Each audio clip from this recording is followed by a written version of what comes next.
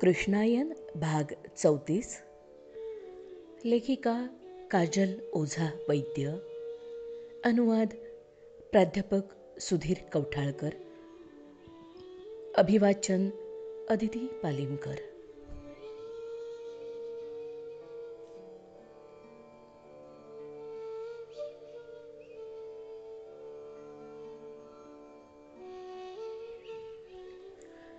द्रौपदी रागानं नुसती धुमसत होती. चेहरा लालबुंद झाला होता. डोळ्यातून जणू अंगार बाहेर पडत होता. सख्याच्या असल्या अव्यवहारी म्हणण्याचं काय उत्तर द्यावं हेच तिला समजत नव्हतं. कर्ण कर्ण आपल्या पतीचा जन्मजात शत्रू, ज्यानं भर सभेत आपल्याला वेश्या म्हणून अपमान केला, संबोधन केलं, त्याची मनधरणी करायला जायचं का म्हणून? स्वमान बाजूला ठेवून भयंकर अपमान गिळून त्याला विनंती करायची की त्यानं पांडवांच्या पक्षात यावं. कशासाठी? फक्त पांडवांच्या विजयाच्या अपेक्षेनं? सख्या, अरे आमच्या पक्षात तू आहेस, न्याय आहे, धर्म आहे, आमच्याच गळ्यात विजयश्री माळ घालील, मग का म्हणून स्वमान बाजूला ठेवून दुर्योधनाच्या त्या मित्राला विनंती करायची? तो ज्येष्ठ पांडव आहे सखे. माझ्यासाठी तो फक्त शत्रूचा मित्र आहे, आणि शत्रूचा मित्र हाही शत्रूच असतो हे राजनीती सांगते ना. भर कौरव सभेत त्यानं मला उद्देशून उच्चारलेले अपशब्द इतक्यात विसरलास तू? सखे, भर स्वयंवर मंडपात तूही त्याला सुतपुत्र संबोधलं होतंस. पण त्यावेळी तो होताच सुतपुत्र, तुला माहीत आहे. मला हो, पण आज धर्मयुद्धाच्या रणमैदानावर पाऊल टाकण्याआधी त्याच्या आत्म्याची तळमळ शांत करणं, त्याचा स्वीकार करणं तुझा धर्म आहे.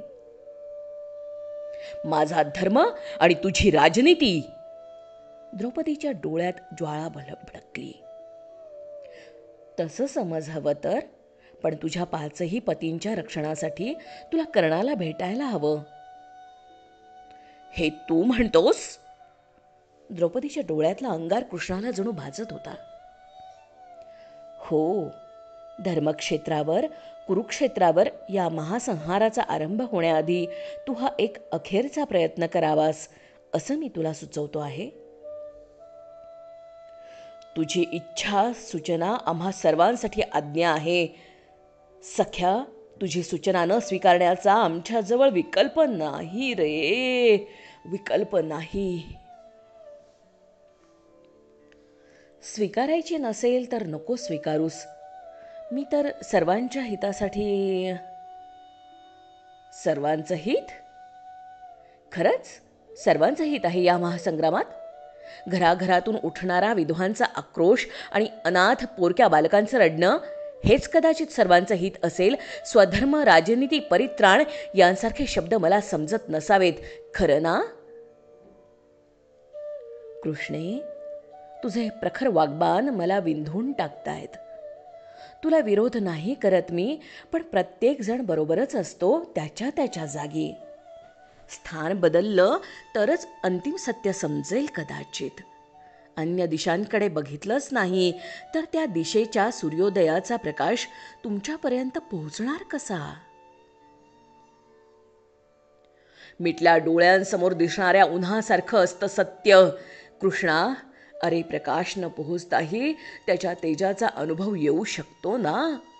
तुझं तेज, तुझ्या कर्तव्याचं तेज आम्हाला प्रकाश देणार की जाळून राख करणार ते जाणण्याच्या उत्सुकतेत अद्यापही. सखे, तुझी बुद्धी कुशाग्र आहे. तू शास्त्रार्थ करतेस, संवेदना नाही समजू शकत.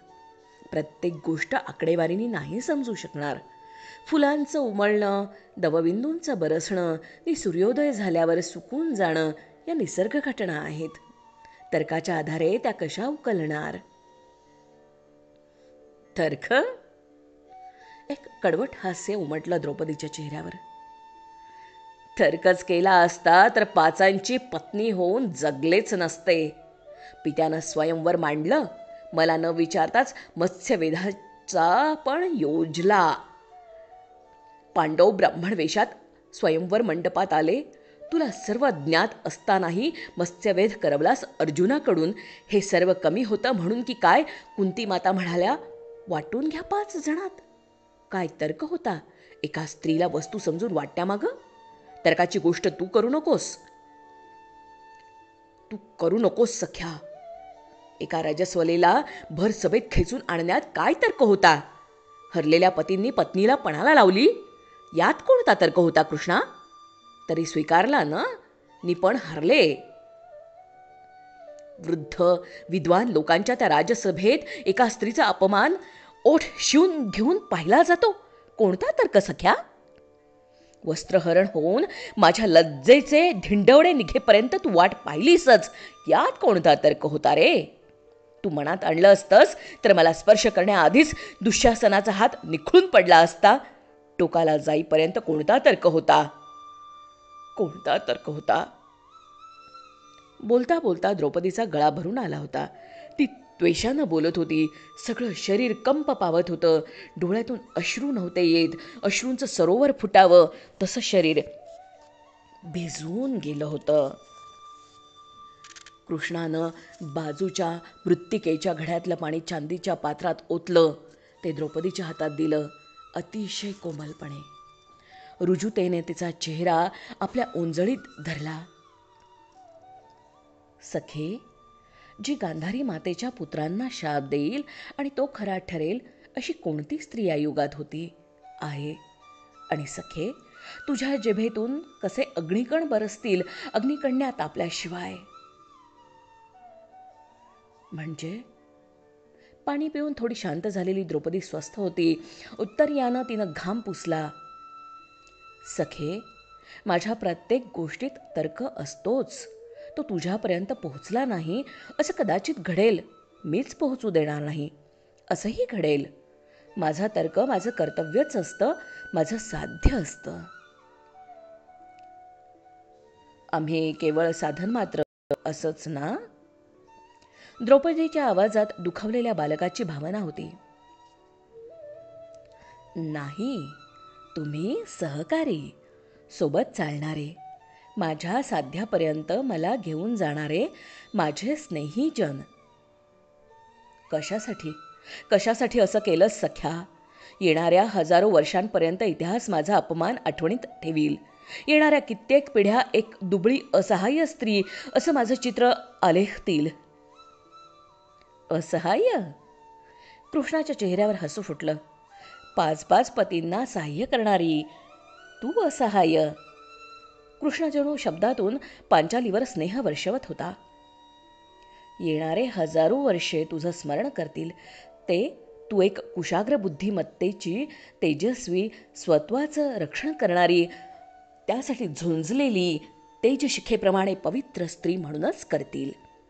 सखे, संबंधांचा अर्थ केवळ देण्याघेण्यात पूर्ण होत नाही.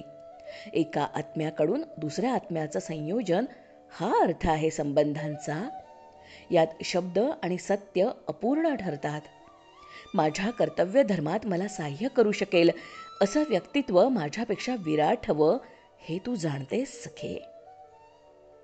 गांधारी मातेसारख्या पतिपरायण सती म्हणून युगानुयुग पूजल्या जाणाऱ्या स्त्रीच्या पुत्रांना जेव्हा शाप देण्याची वेळ येते तेव्हा तो देणारी स्त्री, तिचं तेज सूर्यापेक्षाही प्रखर असायला हवं. अग्निकण्ये, सुडाची तृप्ती तुझ्या जन्मण्याचं कारण नाही अशा संभ्रमात राहू नकोस. तुझ्या जन्माचं कारण या युगात धर्माचा उद्धार करणं हे आहे.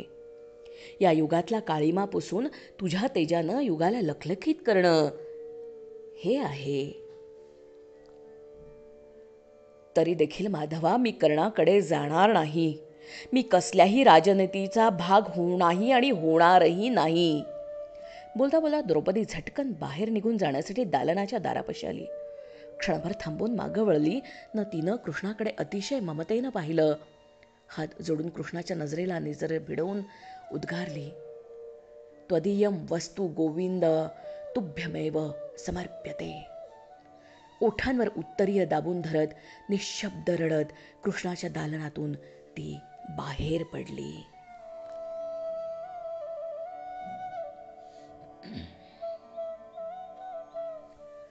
भाग 34 समाप्त. क्रमशः